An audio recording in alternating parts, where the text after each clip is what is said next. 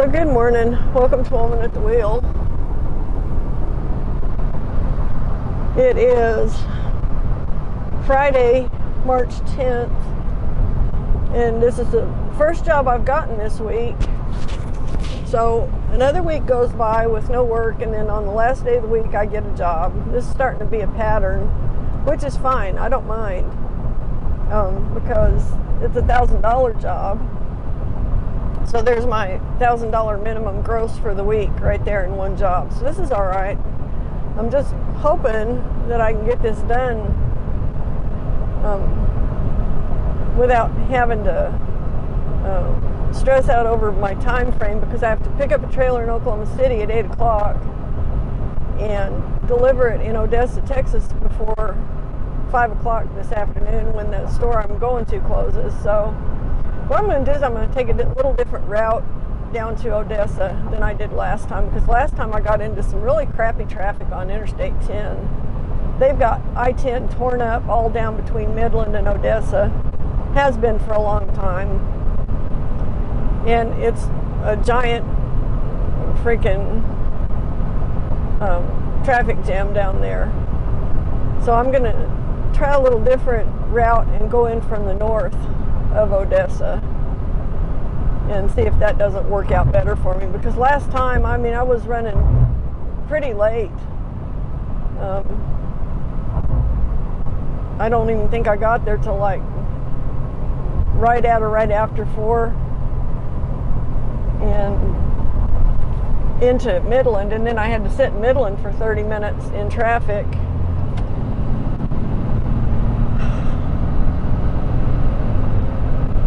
And I didn't think I was going to make it before they closed the store, so it was one of those deals.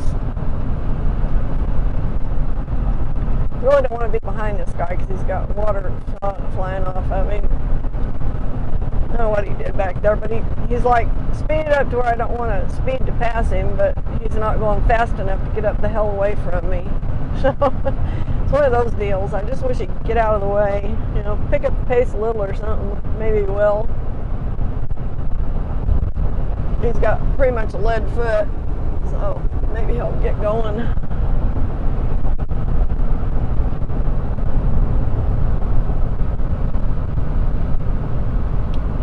So yesterday, a coyote came in broad daylight and took one of our chickens.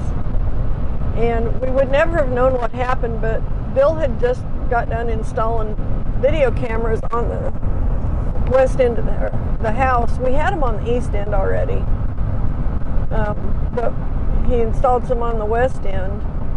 So we were able to kind of piece it all back together. We were there when this happened, but we didn't know there was anything going on until Molly started barking and Jack started yelling out in the yard, Jack the rooster.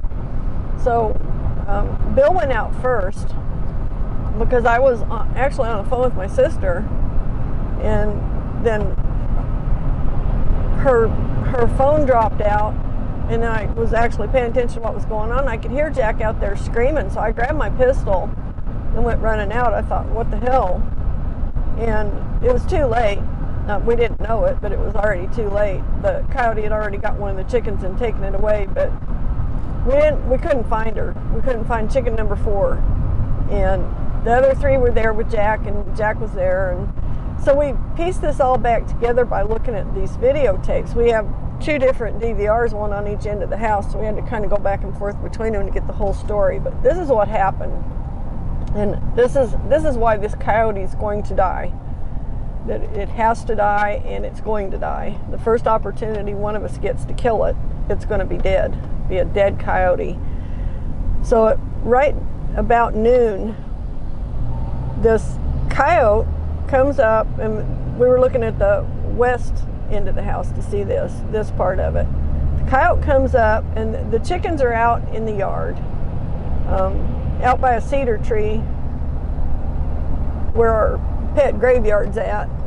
All the critters that we've lost over the years are buried out there. And the chickens are out there pecking around.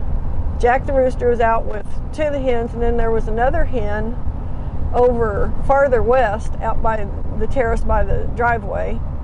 And then the other hen must have been in the hen house laying her egg, a little hen. We couldn't see her at all in the video, but she wears an apron, so it's real easy to tell which one she is. Well, she wasn't out there, thank God, because he probably would have got her too. But this coyote comes up, and you can see it coming up behind the terrace, behind the first terrace. It's sneaking up on the chickens. And so the chickens see it coming, and this chicken, she just takes off. Next thing you see is this coyote trying to grab this chicken up in the yard. He chases her clear up almost to the house, running almost straight at the carport. And he tried to grab her, and he got a mouthful of feathers, but she outran him. She got away. She actually got away from him, and she was safe. Well, she didn't know that, and we didn't know the rest of the story either, so I'll come back to her in a minute. But Jack, the rooster, was going to defend her. He was running up behind the coyote, and when the coyote lost the chicken, lost the hen, he turned around and kind of went for Jack, and Jack faced him off. Jack was like, yeah, come on, you son of a bitch, I'll take you. He's a big rooster, and he's got spurs that are, I don't know, like 2 inches long almost. They're so long he almost has trouble walking. So anyway, Jack faced this coyote off, and the coyote went back across the terrace out in south of the house and stood there for a while. And then that must have been about the time that Jack started hollering, and Molly started barking, because after standing there a couple seconds, the coyote took off and started running east, out on the south side of the terrace. Well, Bill came outside about then, and then I came out about a minute later, and we start looking for the hen, because we knew kind of what was going on. We found the pile of feathers where he tried to grab her in the front yard. We thought he grabbed her, but we didn't know. So we were looking all around, and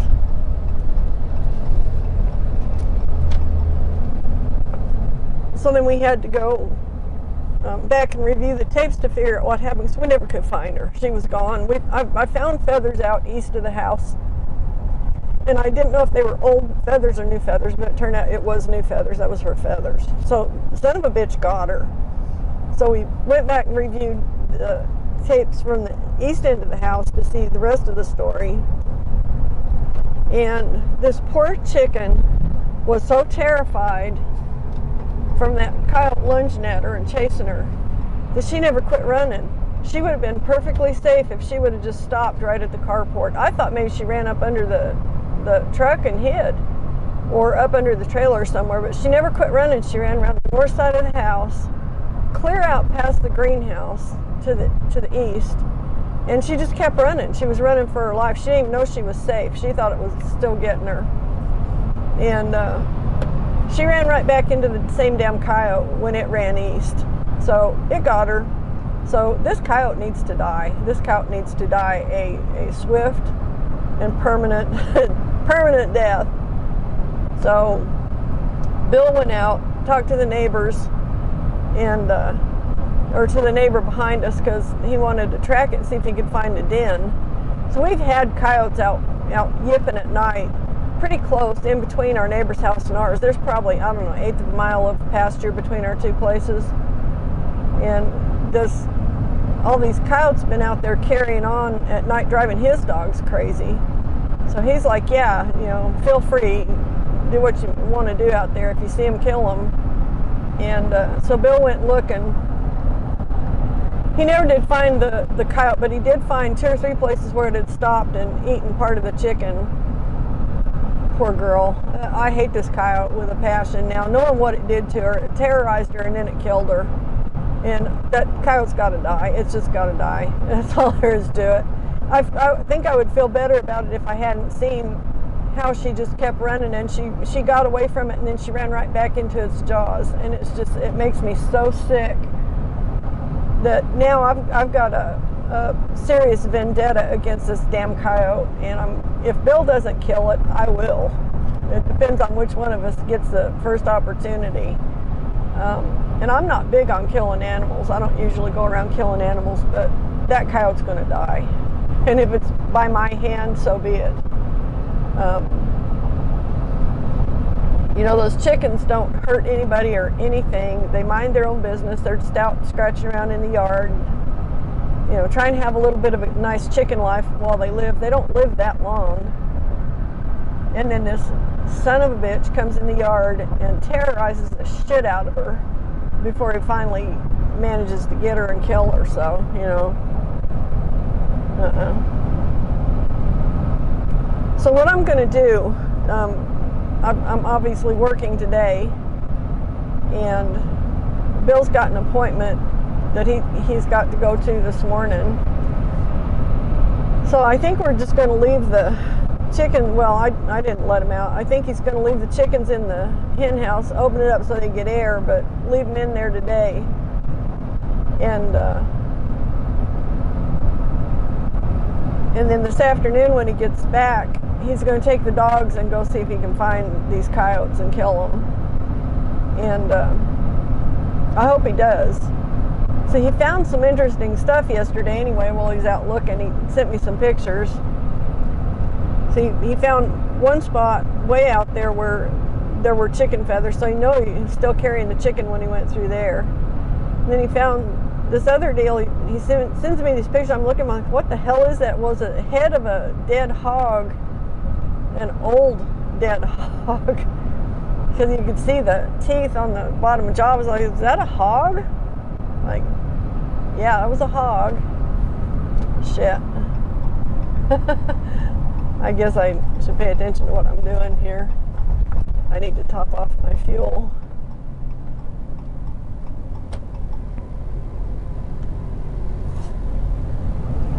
So anyway, he found that, and then he found a bobcat carcass.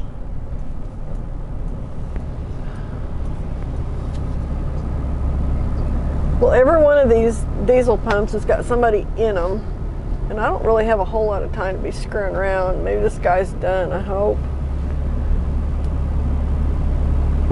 Please be done. He's not done. Or maybe he is. I don't know. No, he's parked there and gone in and fiddle farted around. Great. I really need to just get fuel and get out of here, but there's only a few diesel pumps out here. So there's one over here. And I can't even fucking get to it. What about this one? Can I get to this one? I guess I can get to this one. I don't need much. I just want to top it off. Damn. It's like pulling teeth in this place. It's so busy. So anyway, that's my chicken situation, and I'm still pissed. I'm gonna be pissed till that coyote's dead. I'm still gonna be pissed at it after it's dead, probably, for what it did to her. Okay, I'm gonna take this mic off and go do this.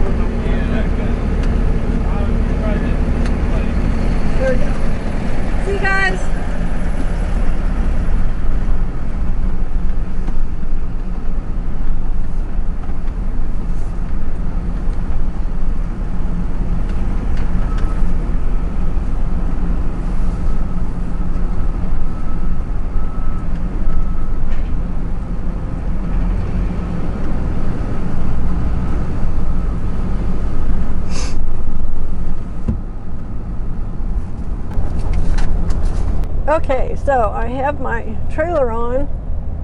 It's a pipe trailer. I didn't even know that. I wouldn't have been worried if I'd known it was a pipe trailer. It's a real lightweight trailer. It's 40 feet long, but who cares? It's really light. You know? So it's on here behind me, and I'm happy that I've got it. And so now my main objective is to get to Odessa as fast as I can freaking get there today. And I'm 6 hours out according to my GPS. 6 hours and like 12 minutes. I think is what it was. Let's see what it is now. 6 hours and 5 minutes. So this is fine. This is fine. We're doing good. It's 8:30, so, or 8:40.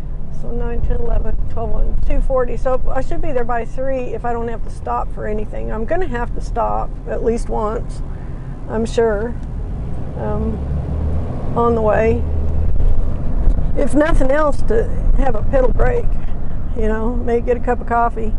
I don't really have much with me to drink today. I've got like half a swallow of coffee left, and I've got a couple of bottles of water, but I don't really have anything else with me, unfortunately.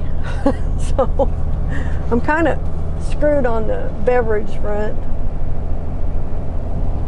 So at some point I'm going to have to stop and get a cup of coffee, but it's not going to be probably at a Starbucks because I've got a 40-foot trailer on, so go figure. But right now I'm cutting through a construction zone, and it's a real low speed construction zone, so we're just creeping along here at 25.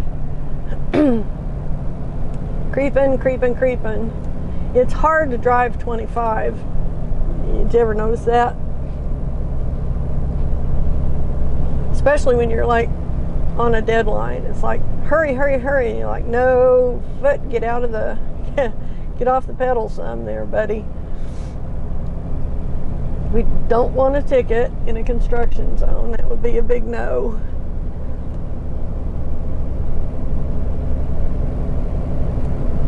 So I talked to Bill a while ago. He called me. He's got the chickens out in the run. He's not letting them out today because of that damn coyote. And he was reminding me that coyotes are just coyotes and they do what they do. And I'm like, I know, but this is personal now, because I know that if he had just, you know, if the timing had been just a little different, he wouldn't have got her because she was just running in a panic, all this. I just hate that coyote now. I just hate it. It's personal. It's not it's not just a coyote, a normal coyote thing anymore, you know. So anyway, he feels, I think, pretty much the same way about it. He's talking about it would be nice to have a drone for something like this, and I agree, it would be great to be able to fly around out there and figure out where the hell they're at. But somehow we've got to permanently dissuade this fucker from ever coming back. Sorry about the language, but I hate this coyote now. Killed a good chicken, good egg layer. Just, you know. And we've got rabbits around. Could have got rabbit. Could have got wild rabbit. It's already cleaned out all our possums, I think. I haven't seen a possum for a while. Haven't seen our little armadillos for a while either. Our little armadillo twins from last year. Of course, they may have just moved up somewhere else, but they could have got too, I guess. I don't know. I don't think so, though, because I did see armadillo diggings in the yard like a week ago. So I think they're around. They're just coming out at night only. They don't come out in the daytime anymore. So probably a smart thing. Maybe that's why. Maybe they knew more than we knew.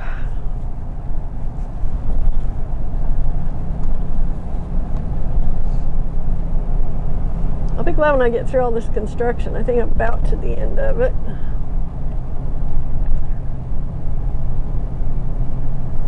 Okay, good deal.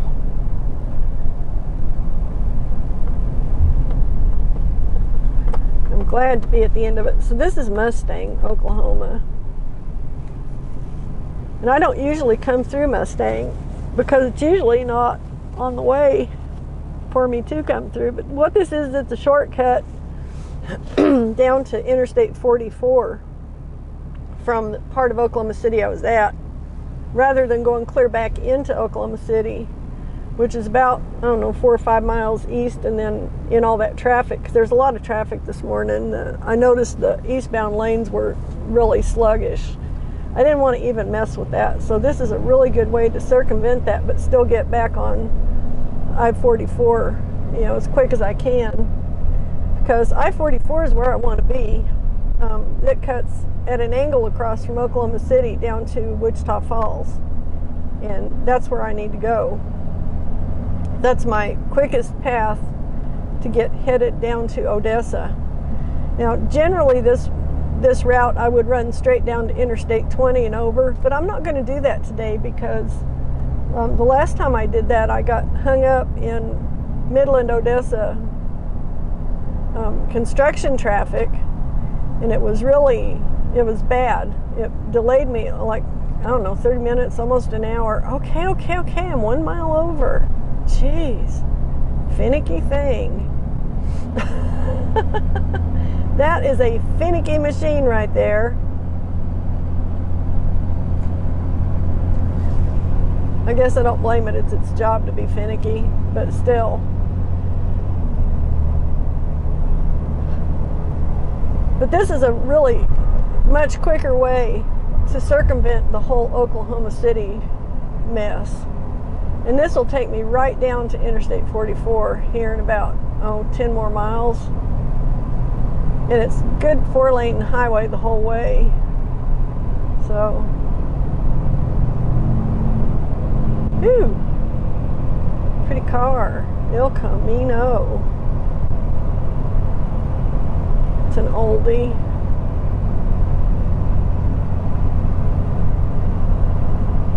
That's older than my Ford. A lot older.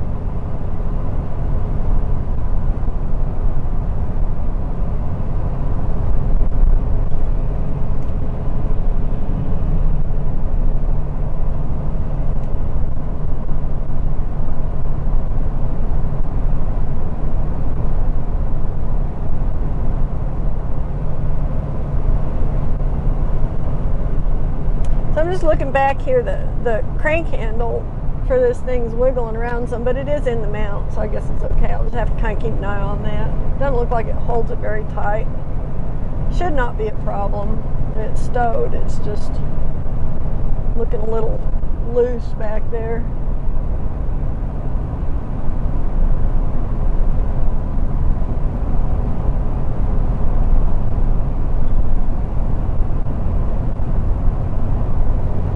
Okay, people who don't want to run the speed limit. I don't get it. Just run the damn speed limit.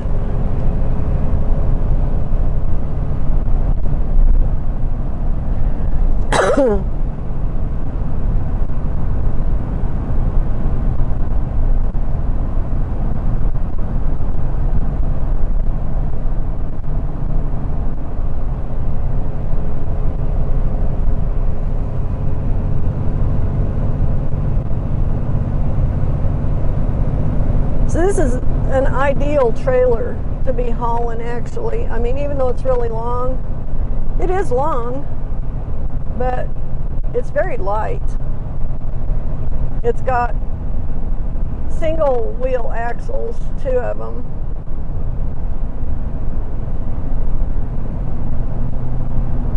And its gross vehicle weight rating is 14,000 pounds. So with a load of pipe on it, it's only 14,000 pounds. I'm going to go ahead and get over behind this guy because he is running the speed limit. So this is not a heavy trailer by any means. So this is going to be pretty awesome.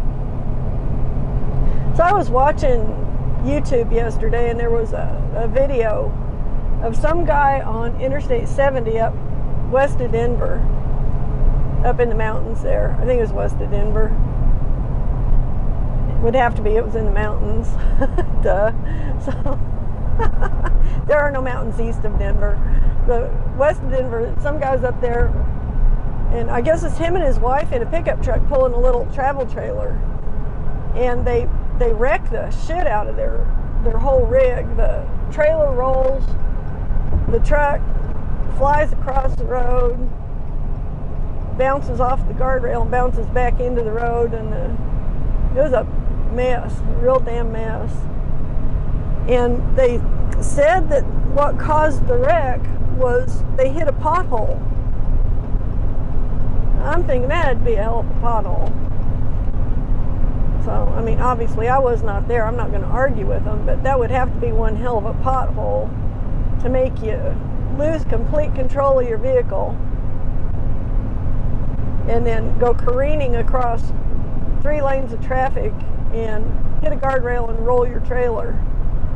That would, and it looked like, to me, like it jackknifed too. So I don't know about their stated cause. I don't know, you know, wasn't there.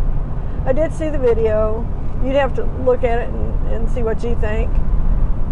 I don't know if I'm buying the pothole thing, because, and the reason being, before he went out of control, he went from the middle lane over to the left fast lane in front of another vehicle, and he was on the same trajectory as the vehicle behind him, but the vehicle behind him you never even saw it hit a pothole or anything like that. And you couldn't really tell what happened because the vehicle was in between the guy that wrecked and the camera, the dash cam of the guy that caught the wreck on his dash cam. But I'm not buying it. Just from what I saw, I think that he was going too fast, and for whatever reason he swerved. Maybe he swerved to miss a pothole, I don't know, or to miss something in the road, and he overcorrected, and that's what it looked like to me. It looked like an overcorrection, a jackknife, and then the trailer rolling. So I don't know, but you can probably look that up. It was I think they were from Nevada, maybe, the guy and his wife, or Arizona, I'm not sure. But yeah, so their day was pretty much ruined. It didn't look like it hurt him, luckily, because he was going fast when it happened, but one of those deals.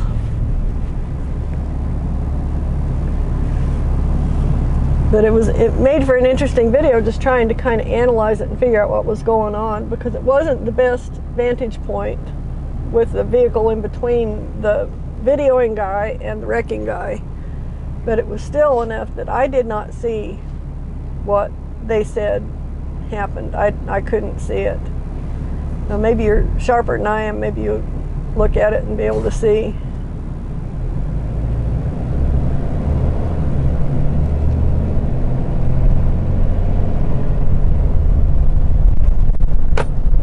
Okay, this is Tuttle, Oklahoma, I'm thinking,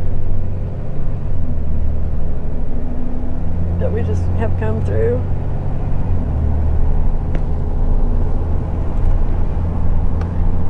Okay, Bridge Creek, 3 miles. So we get just past Bridge Creek and then get on the interstate just beyond it. So Bridge Creek is where the giant tornado that went through here in '99, that's where it hit. It came up from southwest of Chickasha, and it tracked up right through Bridge Creek, I guess. And I'm not even sure if Bridge Creek is actually a town or if it's more like just a community. I don't know. I haven't really ever paid that much attention to it, but that's where the giant tornado from '99 came through, and then it cut on up through Oklahoma City. So it kind of followed the I-44 corridor, which that's a real common way that tornadoes do in this part of the country. Like from where we're at, we're about 30 miles east of Lawton, Oklahoma. And the Wichita Mountains are all on the west side and the north side of Lawton. And there's kind of a strip along the mountains there where a lot of these storms start. And then they'll kind of track right up through the middle of this kind of a V from the Wichita Mountains up toward Oklahoma City. They'll kind of track right through there. So a lot of them miss us. A lot of the worst stuff does. If it gets spinning up and it's moving like that, it'll usually track to the north and west of where we're at. So it kind of goes right between Lawton and Marlow. It's kind of a weird deal there. So we're kind of not much farther north than Marlow, if any at all. I mean, the north end of Marlow is farther north than we're at in Marlow, or the north end of Lawton is farther north than the north end of Marlow. So it's kind of interesting where these storms track through, but this is a real common place for tornadoes to go through. And when you go through here, dang it, these allergies are really getting me today.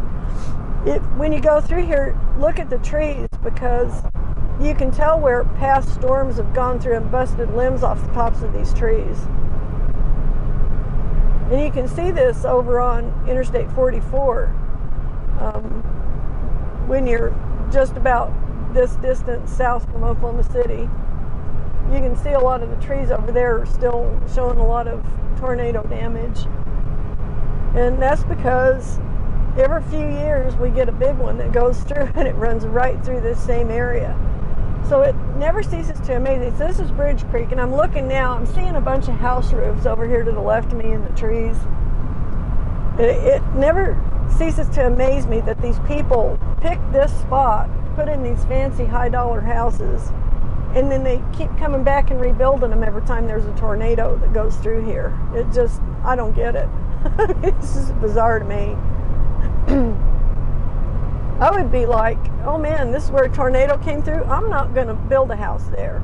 Same thing with Union City, with Moore, a lot of a strip in Oklahoma City going through there. There are places there you could not pay me to try to live, because I know the next big storm that comes through, that's where it's going to track. I mean, historically speaking, that's where they go.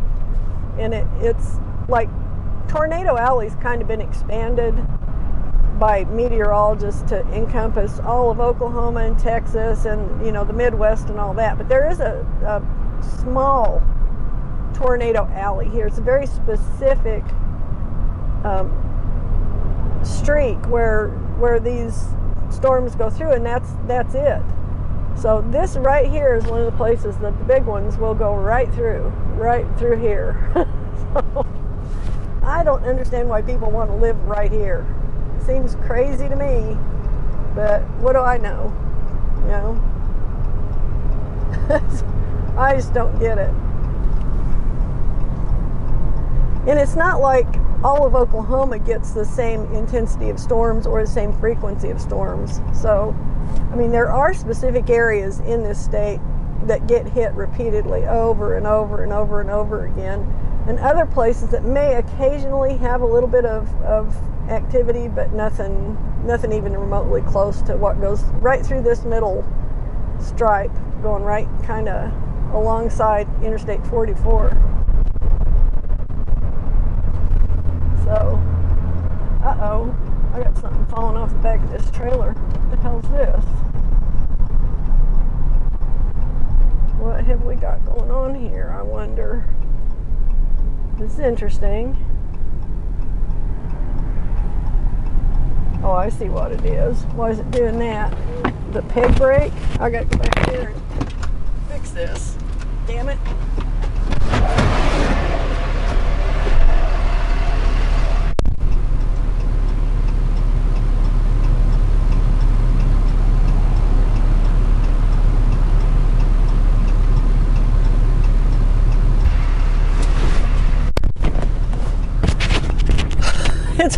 It's always some damn thing, I swear. This trailer's got little pipe stops on the ends of some of the rails. The trailer is built as a series of rails on a frame. And then on the ends of these things there are little stops that keep the pipe from sliding sideways. Well, the two back ones decided to hop out of their holes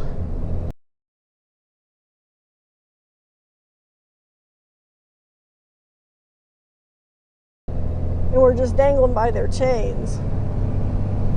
and they had been zip tied in there, but the zip ties broke on them so that they could pop out of there.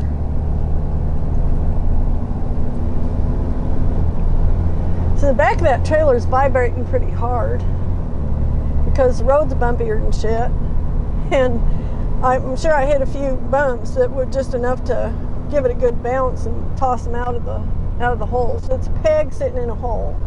That's what it is. And there's 1, 2, 3, 4, 5 of them on each side. Well, the back 2 are the ones that came off and were swinging around on their chains. So I just went back and stuck them back in the hole.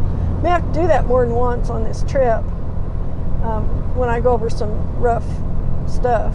I'm sure they'll bounce out again. And unfortunately, I don't think I've got any zip ties with me to tie them down with. I've got some bungees, which if they keep coming off, I'll try bungee them or something. But we'll just have to see how it goes, I guess. There it went again. It's not hurting anything, so I may just let it dangle, because that wasn't even that big of a bump and it popped out of there. It's not like it's going to go anywhere. It's on a metal chain, so, and it's a short chain. It's just annoying. Those annoying things. But I'm not going to stop every 5 minutes to go put it back in. And I can't really conceive of any way that I can like tie it in back there. Well, maybe if I bungee cord it, I don't know. But I don't know what I would bungee cord it to is the thing. Have to think about this. Give it a little bit more thought here before I just, totally throw out the idea. Probably the best way to do it would be stick something in there like a glove, a rubber glove that would act as kind of a liner and give it a little bit of grip so it wouldn't bounce out of there so easily. Now, I may do that. I think I will. That might be my best bet. And I've got plenty of gloves. I can spare a glove or two to use as a liner to keep that from happening again, maybe.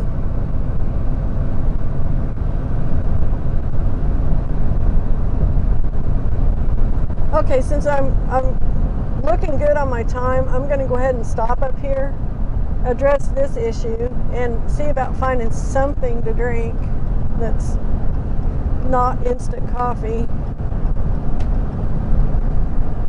I know I can get in and out of here really easily, so that's what I'm going to do. And I don't like that thing dangling back there, even though I know it's not going anywhere. It's just bugging me. I'm going to be obsessing over it now.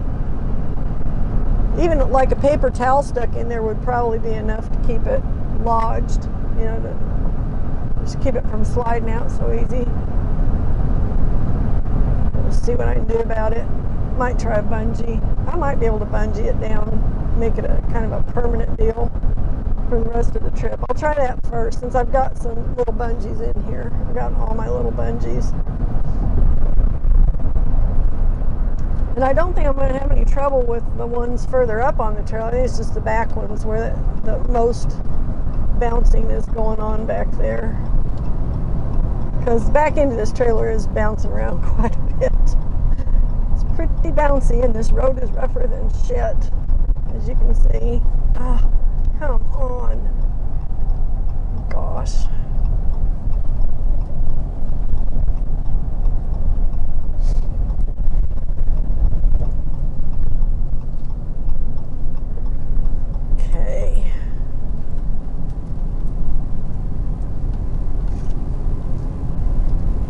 That's what we'll do. We'll see if I can get this fixed and get something to drink while I'm here doing this. So I shall return.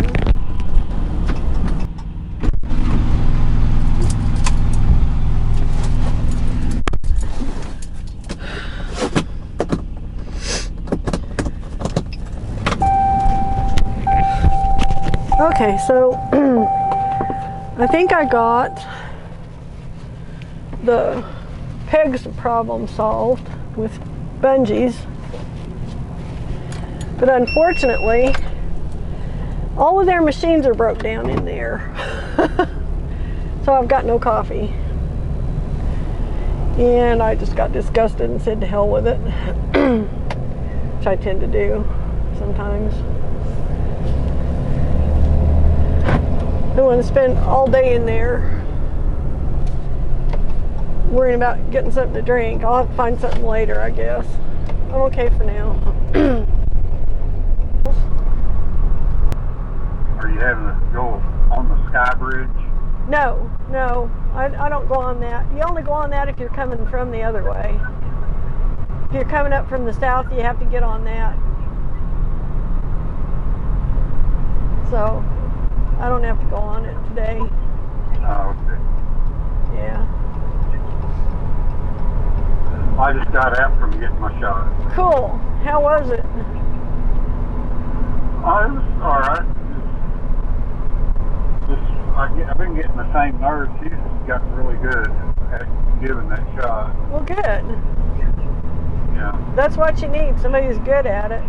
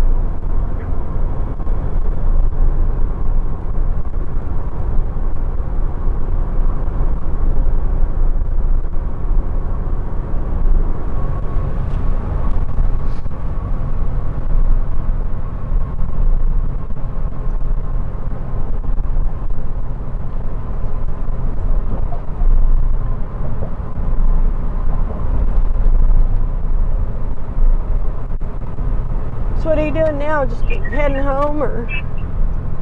Yeah. Yeah.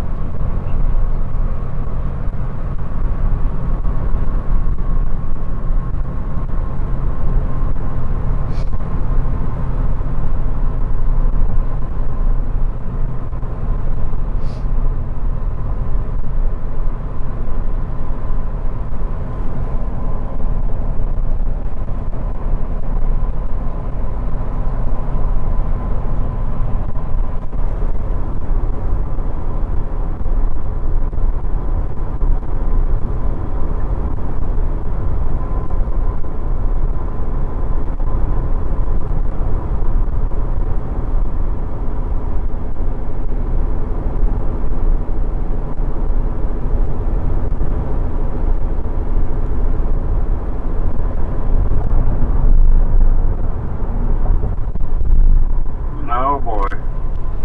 What's wrong? Looks like Norman cops are searching the car. Oh. They got them all sitting on the sidewalk. Yeah.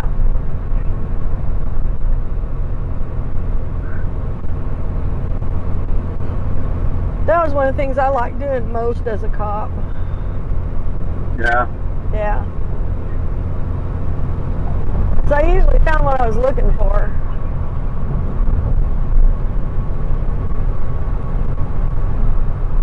Right.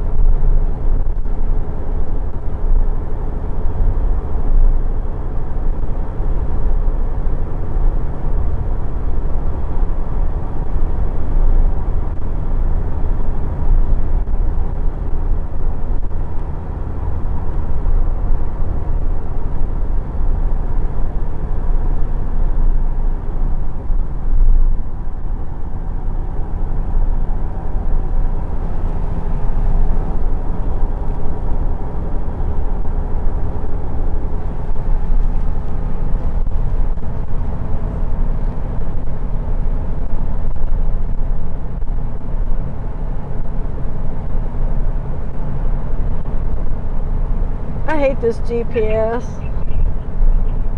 Yeah.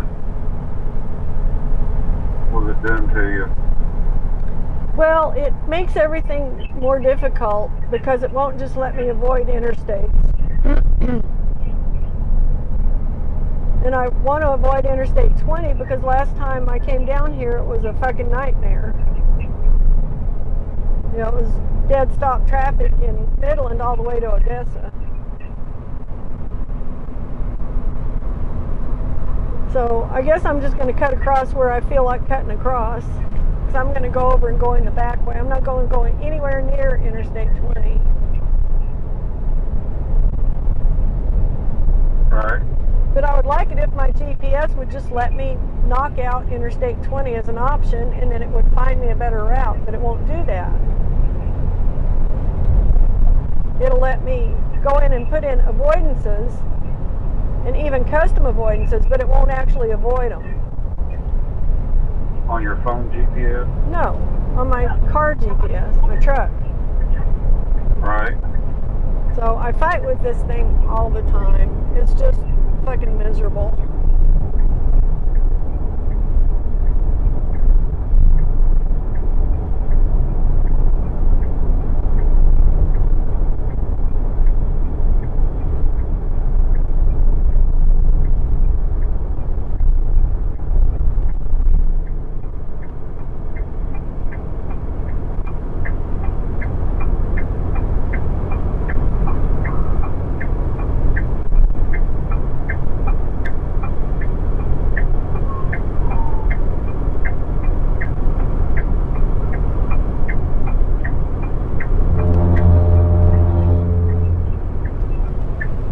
Get back on the road.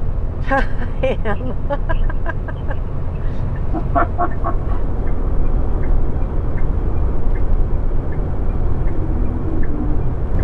All right, so I am north of Midland, Texas right now, about 7 miles north, and I am just about out of fuel. I'm in trouble. My fuel gauge is showing 33 miles, and I've never run it any lower than 19, so I'm hoping I'll be okay. I'm a little worried. I've got a headwind, so what I've done to compensate, I've slowed down to 60, and I'm not that far from getting this thing delivered, but if I run out of fuel before I get it there, I'm going to have problems. So I'm just hoping that there's a fuel station closer to me than what the GPS is telling me. I seriously hope so, because right now I could be in trouble. I don't know. We'll just have to see.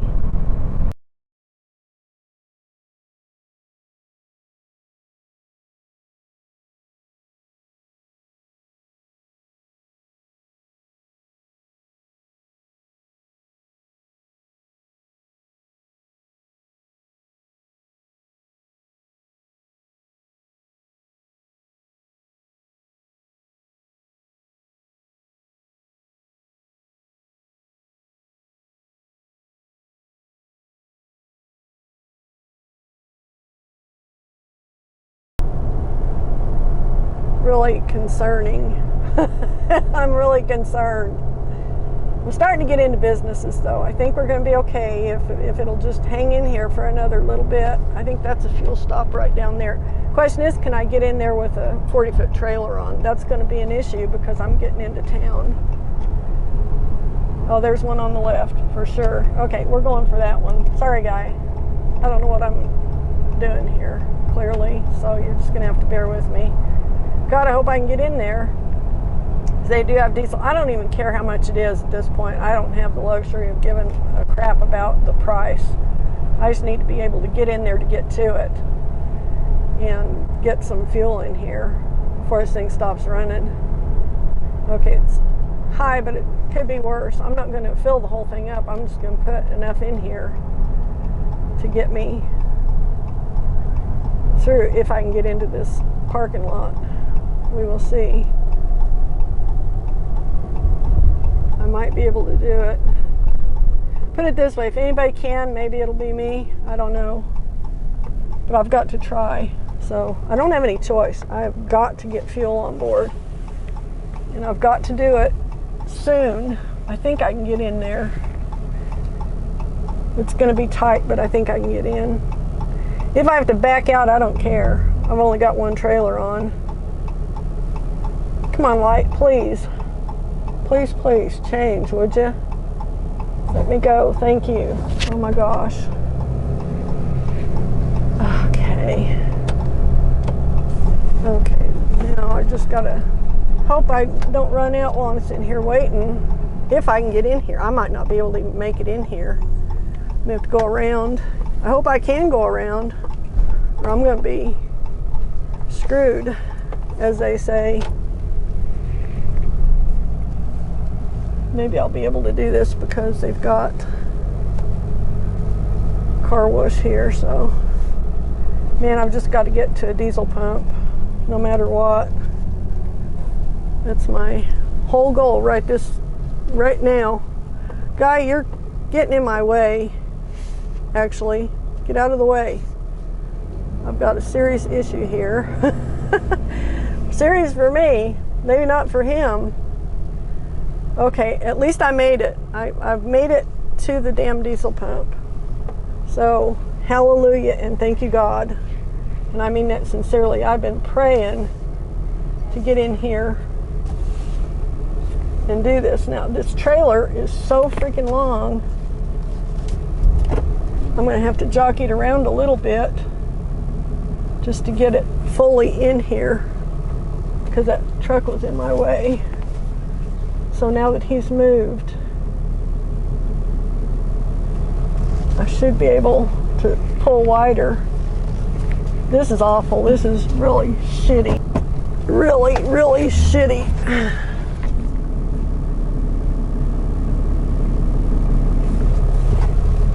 Having to do this really sucks. But I can't get in here and then wreck this trailer. Look out, guy. So I've got to straighten this out in here. Getting out might be fun. But if I can get it in here, I can get it back out again.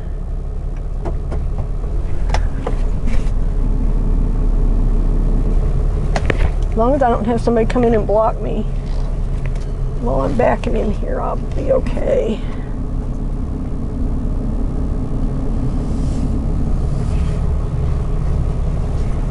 And I believe this is gonna just about get me close enough. Okay, good. So far, so good. Oh my gosh. And I might be able to get out of there too. I don't know, we'll see. But I've got to get fuel now before this thing dies. I'll be back. Oh my God. I do not like cutting things this close. Love you, buddy.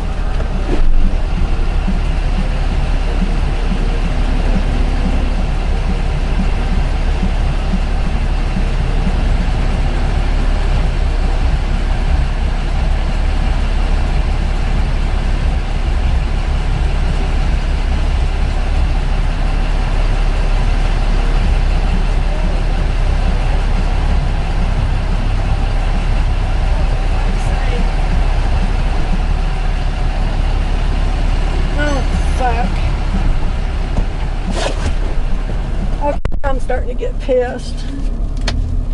This pump is not working. I've got to back up to the next pump. This is going to make everybody else mad. Because I'm going to be blocking the road for everybody here. So I got to try.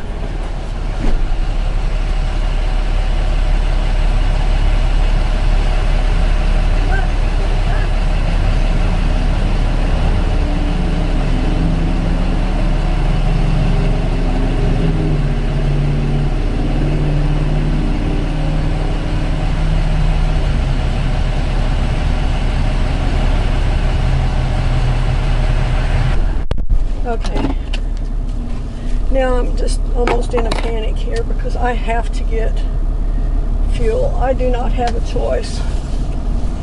And these pumps aren't working for whatever reason. I've got to get this trailer around and get over here to one that actually is working. I can do that.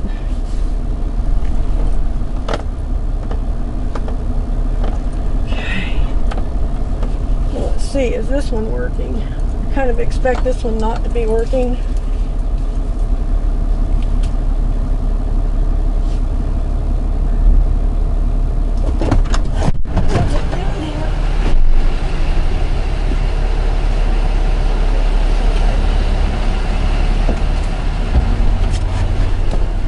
Okay, well, if I got to do this, this is fine. I got to pay inside, I got to pay inside. But I've got to freaking get fuel on board ASAP here. This is always fun when you got a long freaking trailer and you got some bullshit thing like this to deal with. At least I know I can get back out of here without as much trouble.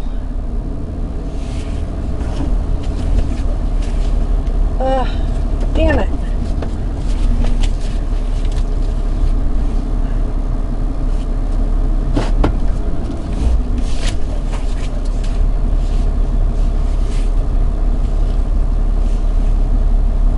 Okay.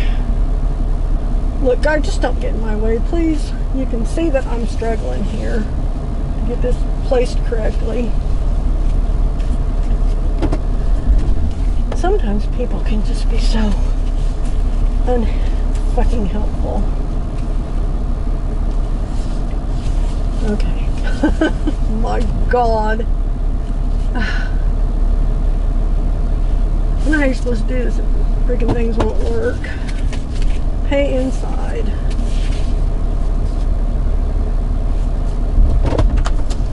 Okay, let's see if we can get it freaking work. I don't know.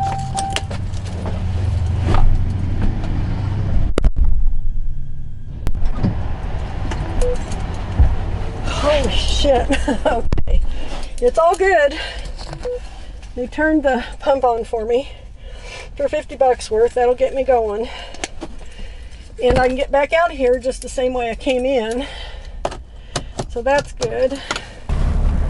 Now that I've got fuel, it's only $3.19 too. So even with this late in the game fuel stop,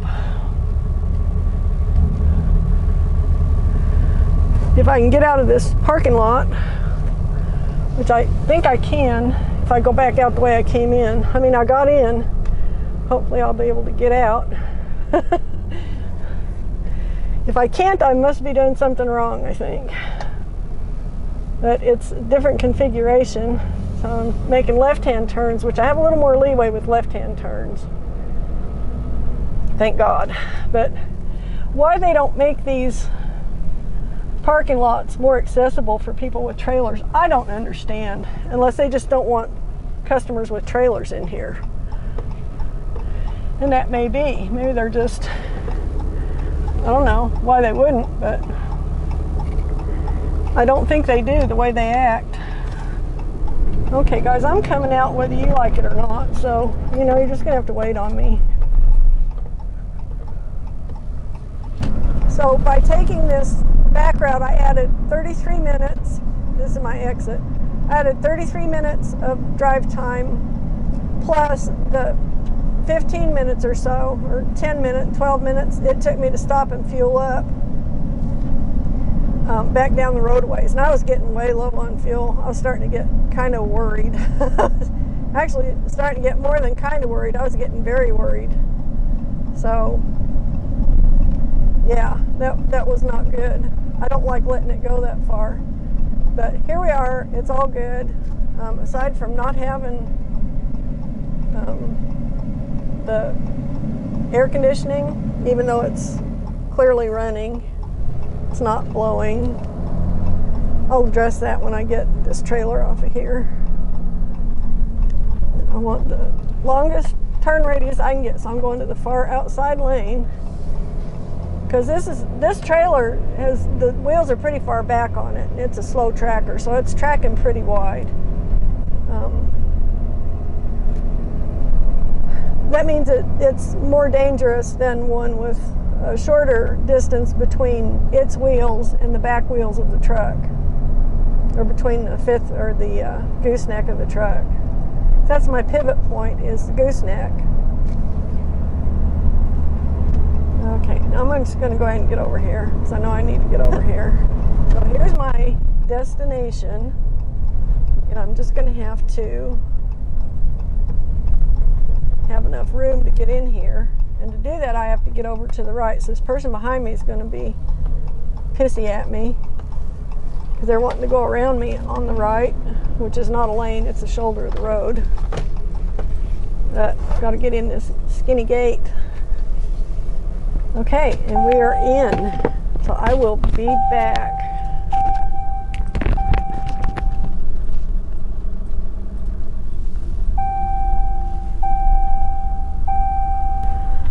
Okay, 4:02. Oh, this is so good. I'm so pleased with how this went, actually, because I'm on schedule to what I told them I was going to do, even though I had a couple of small issues. Nothing big, not really any major deal, oddly enough. And I do mean oddly because that's an odd thing. Ooh, can I get in here? Yeah, I think I can. I think I've been through here before. I think so. I don't think it's quite as tight as it looks.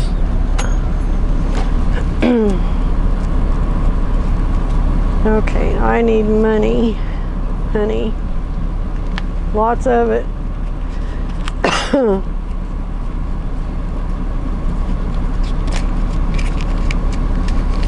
That was actually a reference to Starbucks being expensive.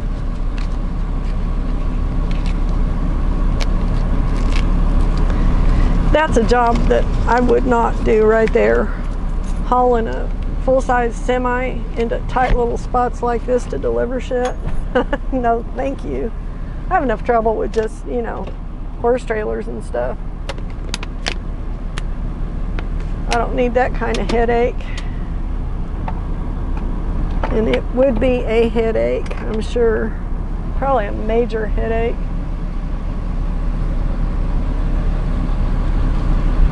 I don't know if I can get through here or not. I'm pretty sure I've been here. I don't know that I went through the drive up though. I might have. Let me see. Maybe I can see it on the map.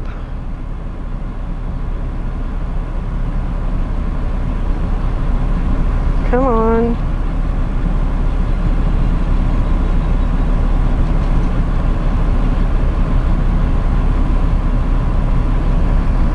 I need to look before I get jammed up in here. If I can see it. Stop it. Stop it. Can I or can I not get around this? Because that truck's... The hell?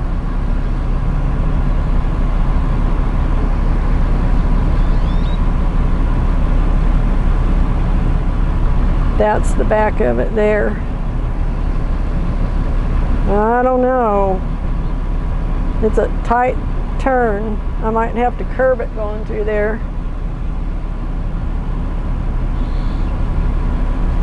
We'll see.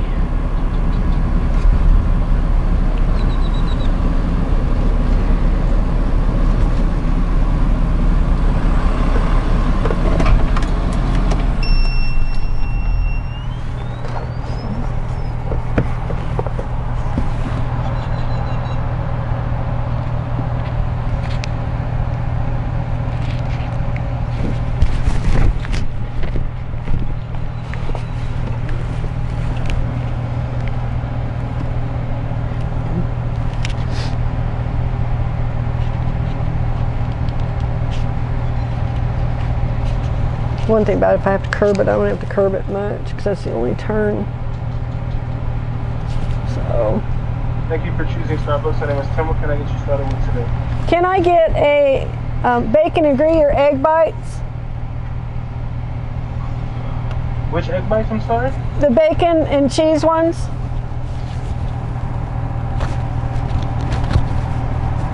Okay, anything else? Yeah, I need 2 venti decaf cafe mochas made with heavy cream.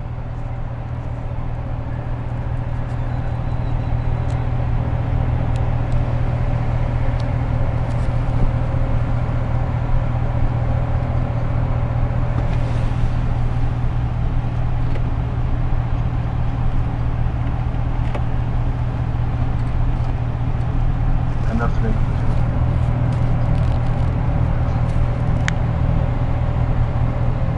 Alright, so for the bacon and egg bites, we're actually all out of those. Do you want to substitute them with a different one? Oh crap.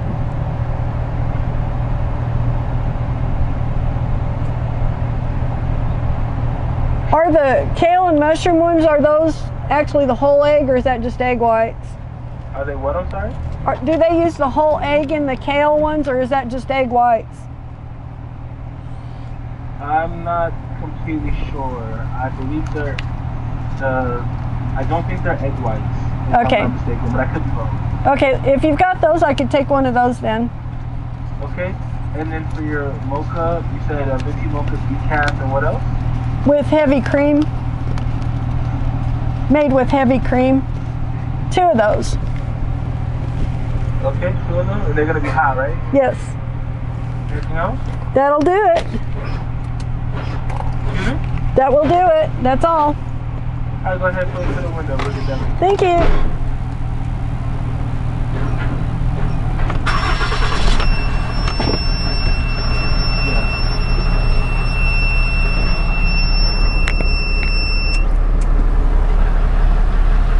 Okay, so we've evidently got a new guy here who doesn't know any of the stuff.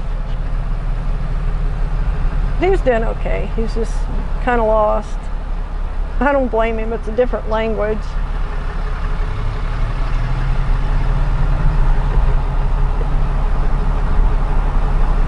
And look at this. I haven't curbed the truck yet. Hallelujah. And I may not. I may make this. So they didn't have the bacon and Gruyere egg bites, which is the ones I always get. But I don't have to be a jerk about it. So I'm going to try the kale, even though kale just sounds disgusting to me. The kale and mushroom ones, because I need something that's still ketogenic. So I'm not going to get anything ketogenic anywhere else. That's as close as I'm going to get. So I'm going to run with it and see what happens. You know, just see about being thankful.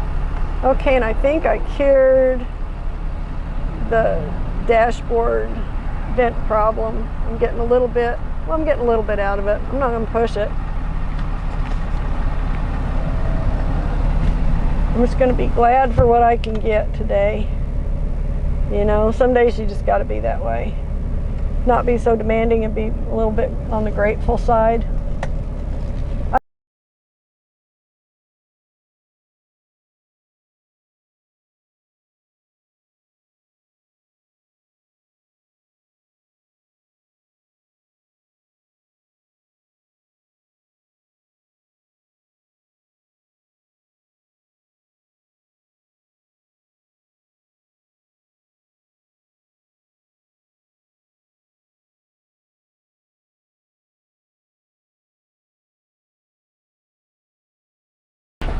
Thank you. Have a good weekend. Okay, so evidently Starbucks in Midland, Odessa is extremely expensive. That's okay. I just wanted to make sure he wasn't missing something there. So what I got, which would cost 16 bucks at any other Starbucks I go to, costs 19 bucks here. So thanks for the inflation, Joe Biden. Really, I'm enjoying it. Thank you so much. It's awesome. And I need to go probably, I don't have a light at this intersection, I don't think. But And I can only go right. That's okay, because I can go up and turn around. Or I can go up and find another way out of town or something. So that guy cut clear across and went. That doesn't mean I'm going to do it. I'm actually not going to do it. Okay, so here I am running around side streets in Odessa, Texas. And it's actually really pretty here. Look at these trees that are blooming over here. How pretty. Some kind of, I don't know, crab apples or something. Purple blooms. Really, really pretty. This is a side of Odessa I've never seen before. Most of what I've seen in Odessa has been oil field related businesses. And of course I knew people lived here, but I didn't know they had such nice neighborhoods. I just never really thought about it. It's not like I thought they didn't either. I just didn't know. So they've got so much construction going on here, you can't even navigate. I mean, you just have to kind of play it by ear. If you can tell what direction you're going, then you're doing better probably than if you had your GPS trying to figure it out, because the GPS is completely lost. My GPS is about ready to cry. Even though well, yeah, now it knows I absolutely hate it. I think it took it personal. It's trying to make it up to me by giving me a route home. So, I don't know.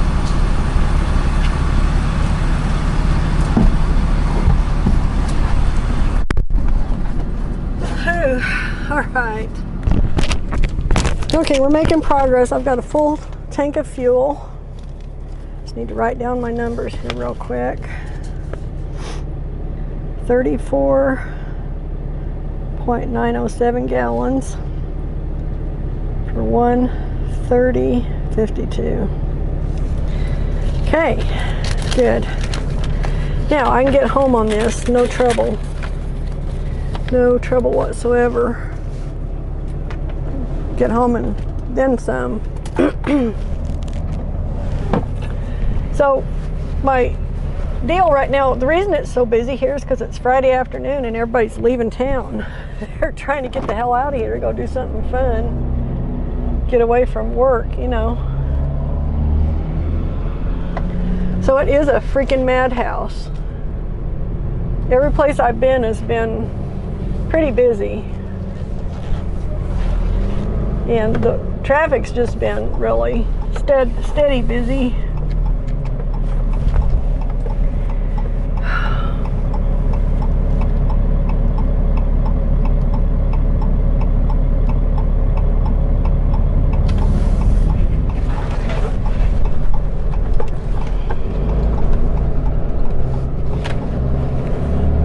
Alrighty then. I'm out of here. This is going to try and run me to Interstate 20, as it usually does, and I do want to go to Interstate 20. Screw Interstate 20. The road up here that I was on before I had to rudely interrupt myself was 191. That's the road I need to get back to where I'm going, which is home. And I don't know why it's doing what it's doing. It's trying to run me a couple miles down. And I've got traffic moving up here, so unless this ramp is closed, I should be able to just get on up here. If not, I guess I'll have to travel down a mile and get on. So I'm going to try being nice to one more person. This is it. This lady's the last person I'm going to be trying to be nice to, and she actually appreciated it. So awesome. I'm glad I was nice to her. Unlike the people I've seen in the last couple of weeks, every time I try to be nice, they just look at me like I'm some kind of freak. It's like, okay, I don't understand that attitude, but and I don't like it, obviously. Sorry, I'm slurping down this coffee. It's so good. This is the first actual nourishment I've had since yesterday. Oh my gosh.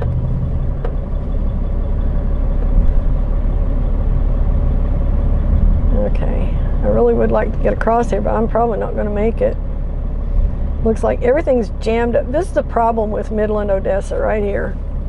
This is a real good illustration of what the trouble is with these two towns. They're constantly under construction. I'm going to try zipping around this way.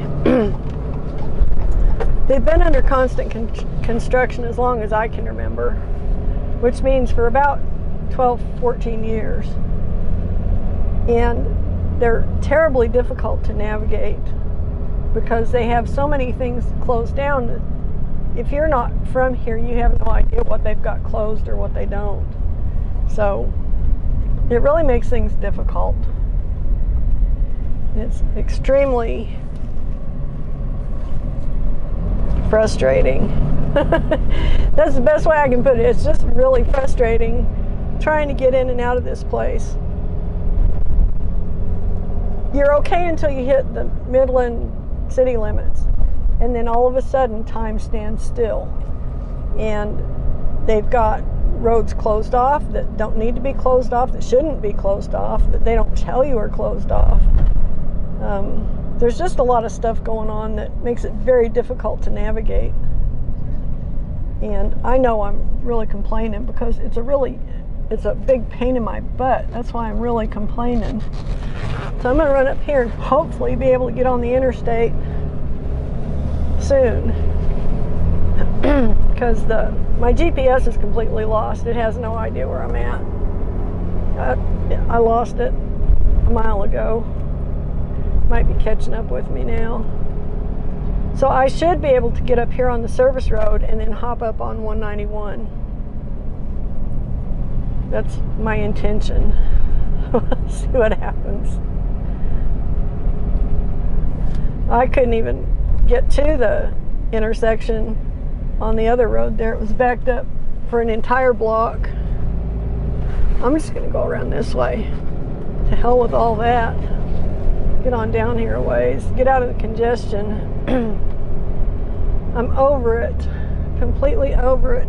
The other thing I'm over is being starved, so I'm going to try and eat my egg bites and see if they're worth a crap. I don't know if they will be or not. I don't know if these are like eggs or just egg whites. He said he thought they were eggs, so.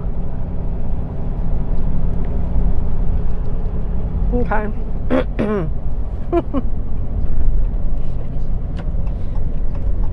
Okay, they're different. Kind of like eating eggs and hay.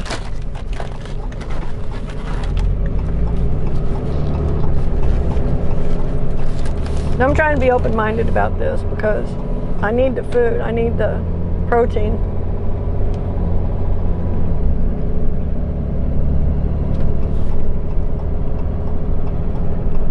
They're not horrible.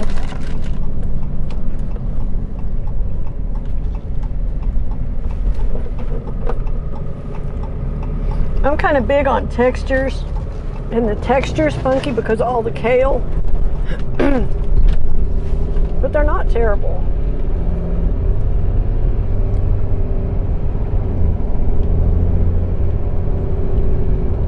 And these people will run you over.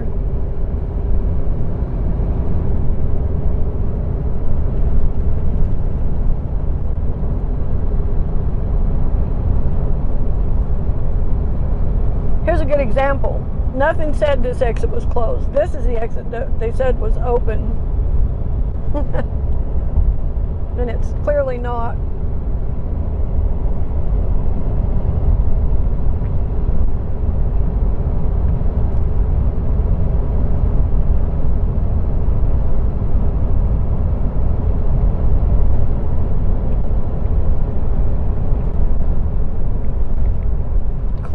Clearly not.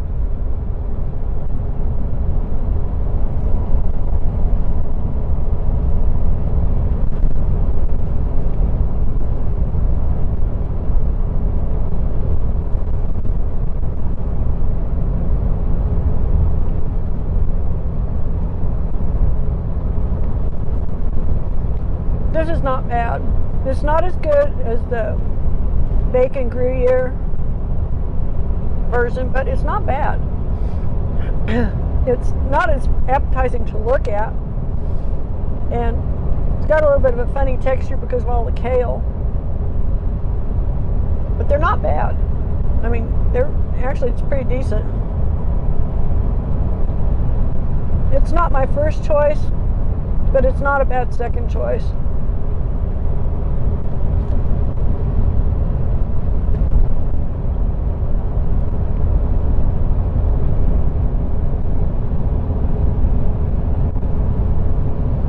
Okay, I'm about over this. If I get to Farm to Market Road 1788, I'm out of here. I'm heading north. They can keep all this goofiness. They can just keep it.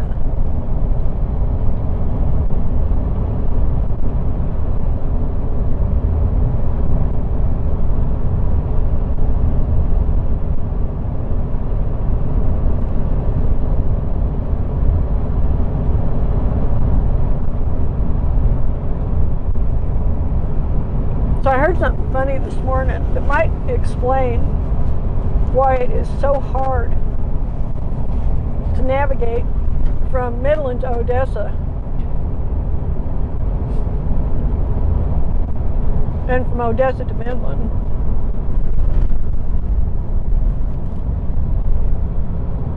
Because evidently, according to a person I spoke with today, these two cities are rivals, deathly rivals. They hate each other.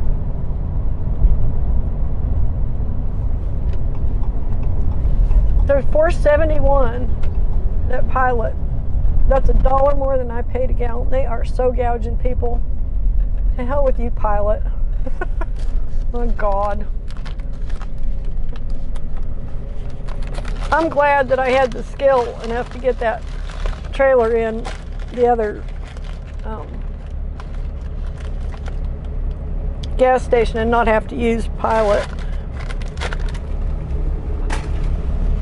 It was tight and it was difficult, but it was doable.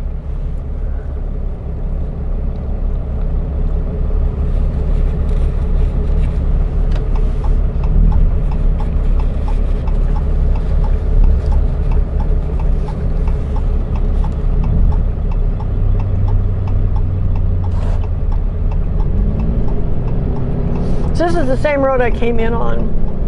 I found my way back here without much help from my GPS.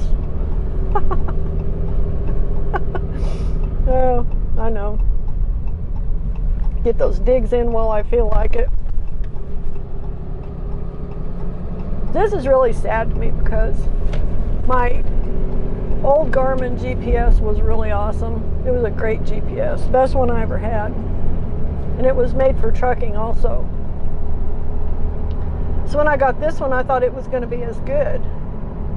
And talk about a big disappointment. It's not anywhere near as good in any way.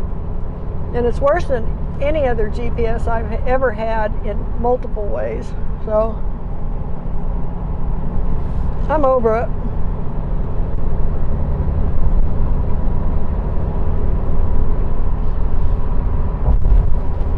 Just over it.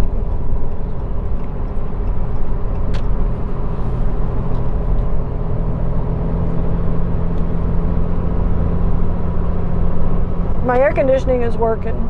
How about that? Stopping and starting and stopping and starting. Got that door to finally release. So now I can back it off. I don't need that much air conditioning. The air conditioner in here works really good when you can get it to blow out the vents, you know.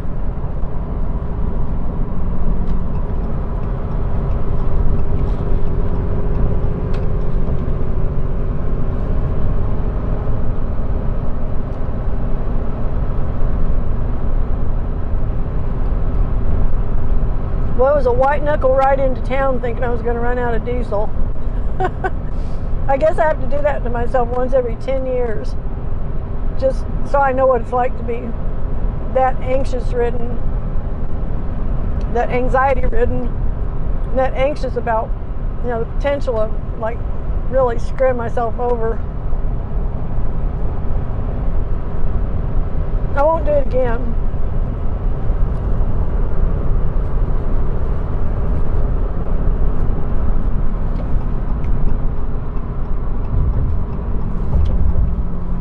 It's every bit not as fun as it was the last time I did it out in Arizona or wherever that was, Arizona or New Mexico.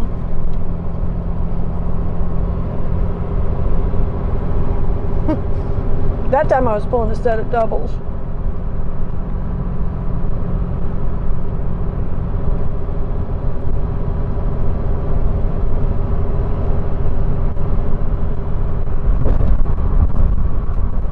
And I was really, really lucky that I just happened to come across a truck stop out in the middle of nowhere just in time to save me from running out of fuel. This time I had a little bit better idea that I was going to make it because I was still showing fuel on the gauge. No, so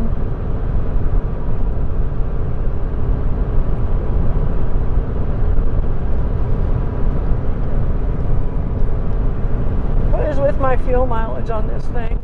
There we go.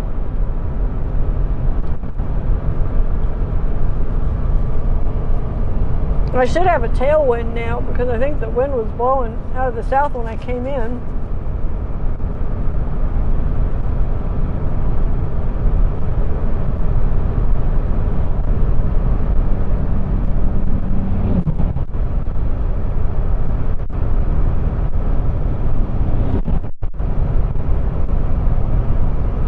Okay, that was pretty good.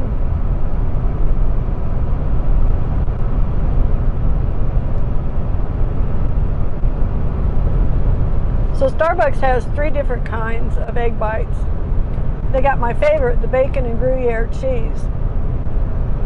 So it's bacon, eggs, and cheese.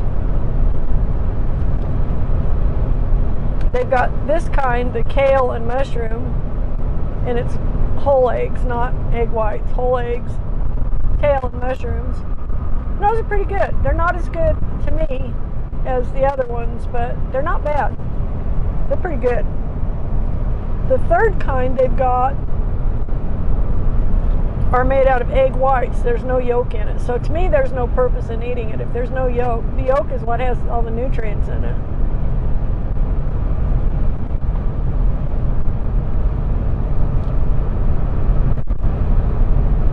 But they have peppers and something else in them. But I don't know how those are because I'm not going to spend my money for half of an egg for an egg white when I don't like the egg whites. I'm not an egg white person.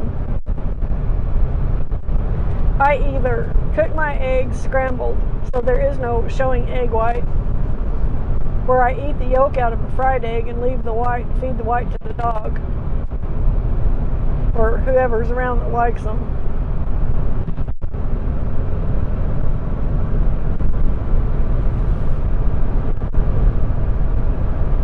So I'm already predisposed to dislike the egg white version.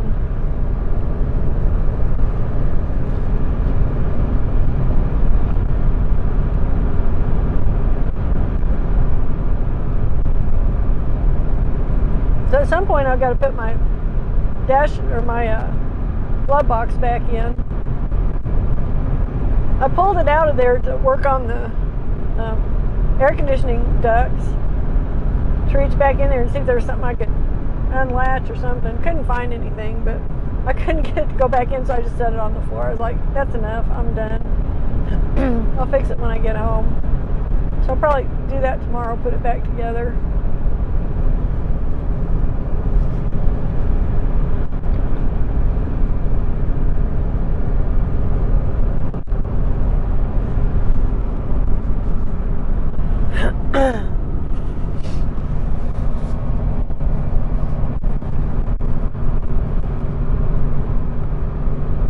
Okay, for some reason this person's not running the speed limit. The one's up in front of the truck that's in front of us. Let's see, I want to zoom you a little bit. I don't want to zoom you too tight. I think I had it zoomed too tight last week.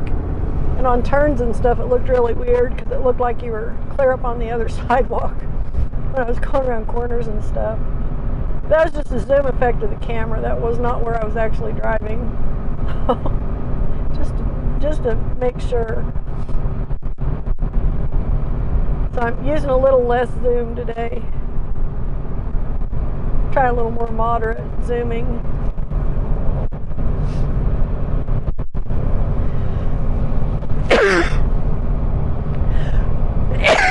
Ah, damn it. I'll start sneezing down here because it's a dust cloud in this area. It doesn't matter what kind of a day you come in here, whether it's windy or not windy or what. There's so much traffic and it's so dusty anyway to start with.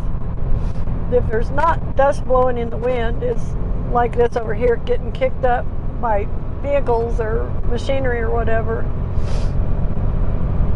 And it does a number on my allergies, I guess. And I don't have like severe allergies. I don't have a lot of allergies. That I'm not liking this dust at all. So over to our right here, I'm going to turn you a little bit. Those are drilling rigs. Those are oil drilling rigs. There's 3 of them set up. They're drilling within a quarter of a mile of each other. Now, you can see the third one back behind the other 2.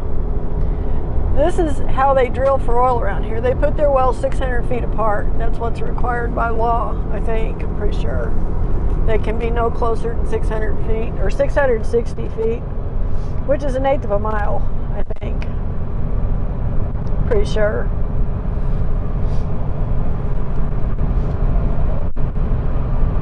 Or close to 1/8 of a mile anyway. So they drill them like that, and then they put these pump jacks out here. You can see out in the distance there are pump jacks out in the brush. I guess that's short mesquite, I don't know, or sagebrush, one of the 2. But you can see there are pump jacks out in there. That they're not that far apart either, because where they drill a hole, they put a pump jack. And then they have giant oil tank batteries that these pump jacks pump all the oil up into. And then they either have pipelines or they have trucks that come out and collect the oil out of the oil batteries and haul it to the refineries.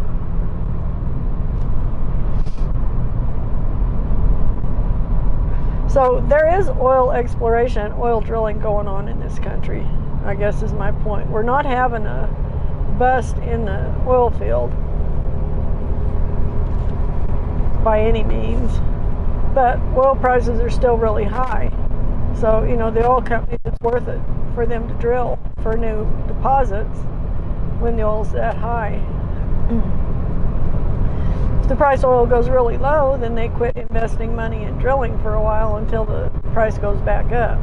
They manipulate the price that way. So it makes sense for them to drill. You know, it gets below a certain point, they don't make any money drilling, so there's no point in doing it. But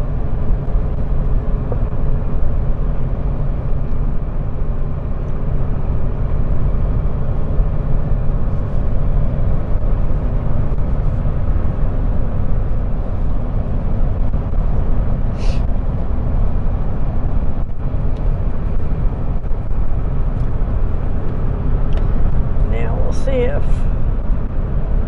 they acknowledged getting my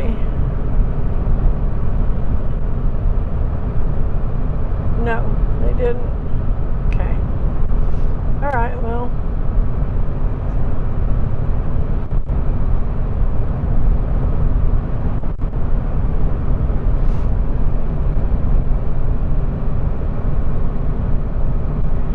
So it was 4:02 when I sent her my ticket. She might have been gone for the day. I'm not sure how late she works on Fridays. She'll figure it out. She'll either cut me a check or she won't. I don't know. She usually mails out my checks on Fridays, but she knew this was coming, so maybe she cut it anyway. We'll see.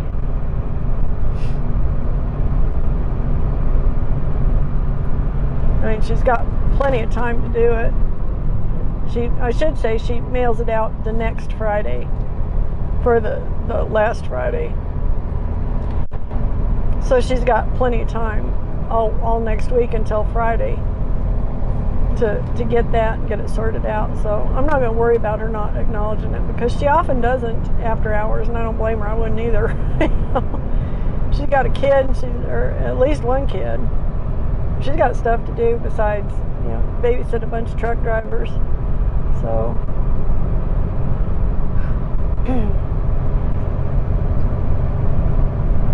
And I feel bad because when she first started, I was used to them doing it one way, and then she kind of changed the way they did it. But she also is very specific and conscientious about how she does it. So, you know, I like her better than the one we had before, actually, because she's right on time every time. She gets things right. I've never had to call her after the first 2 checks. I got myself confused. It wasn't anything she did, but she got me straightened out on that, and I've never had to call her about, you know, where's my check, except one time, and it was just a text. I was just like, just wondering if you know, when you sent out this check, because I didn't get it. Well, it was when we had the big ice storm in Dallas too, so that screwed up everybody's checks in the mail. Because in their infinite wisdom, the fucking post office, and my sister's going to hate me saying that. I shouldn't even say that, actually. I should probably go back and cut that out. So, in their infinite wisdom, the post office sends mail away from the place that it's actually destined to go to be batched up and then sorted at a main plant. They don't just, like, the mail we have in Marlow doesn't just get delivered in Marlow. You know, if I send you a Christmas card and you live across the street from me, that Christmas card doesn't just go to the Marlow post office, which is the way it used to work. Instead, it goes clear to Oklahoma City and then back down to Marlow and then gets delivered in your mailbox a couple days later. So it adds time to the postal process. So when they send me a check from Medill, it doesn't come to me from Medill. It goes to Dallas first, I think. They've got a regional sorting center there. So it goes there and then it comes to Marlow. So it takes 4 days. Well, 3 days, I guess. It takes Friday, Saturday, and Sunday for them to get it to Marlow, and then it goes out in Monday's delivery. So it's just, you know, one of those things. I think it's inefficient as hell.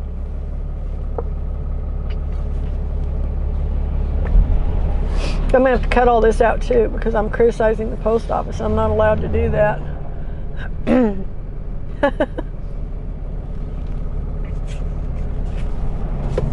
Okay.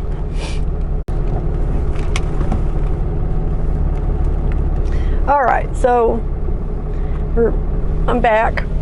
I had a little snafu with my mouth. I said something I don't need to be putting on the videotape. I know you're probably thinking, what in God's name was that? The things you do say.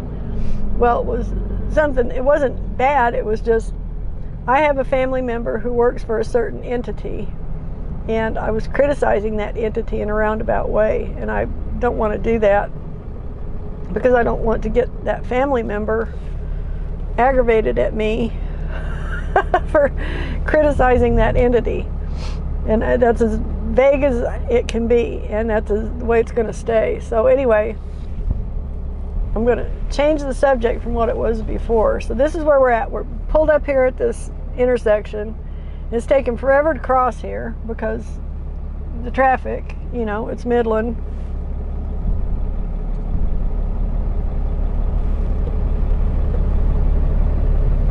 We've already been by here once today. We went south through here when I was running out of diesel. I cut straight down into Midland because that was the closest way to get to a diesel pump. So it's much slower coming this way, coming back across here. As you probably figured out.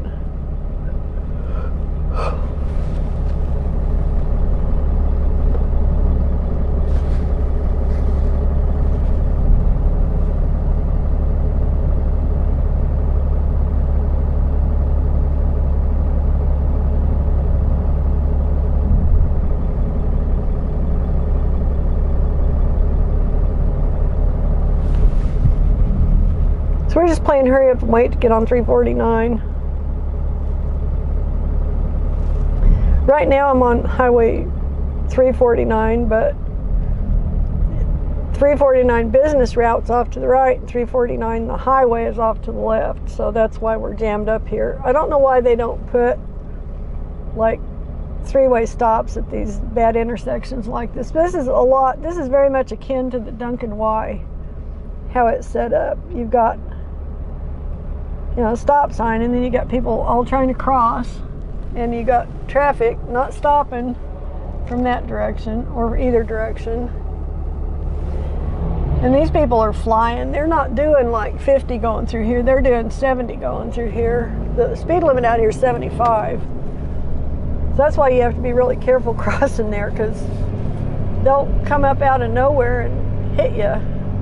Because you won't even think that they could get to you in time, but they can. So, so that's good. That's the last bit of actual traffic we'll probably have for the whole rest of the trip, which is great by me. So I'm just waiting to hear back from Bill. The last I heard, he and the dogs were taking a joyride. So I guess I need to call him and find out. I think I'll do that. So I will get back with you on down the road here someplace. Not sure where yet, but I will. So thanks for riding along this far, and I'll see you in a bit. All right, this is a little town in Texas. Not sure what it is yet. Haven't seen a sign. I'm looking though. Gale. This is Gale, Texas. And there's really not much here that looks like it's very busy or anything. There's no stores that I can see, not one. Unless there's some up off the highway somewhere, but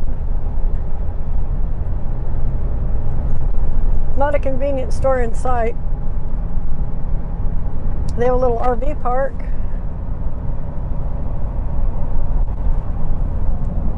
So that's kind of interesting. I'm on Highway 180, and I'm crossing West Texas, heading east toward Highway 277, which will take me back up into Wichita Falls. And I'm about, I don't know, 100 miles west of 277 maybe. Somewhere thereabouts. So I've got quite a ways to go. And I'm getting ready to lose my light. It's, as you can tell, it's evening, sun's going down. It's not that late, it's 6:40. Sorry about that, my camera just shut itself off. I didn't have my power inverter on, so I ran down the battery, so now we're good. But I mean, it's all timing out about right anyway, because we're about ready to lose the light and get done filming for the day.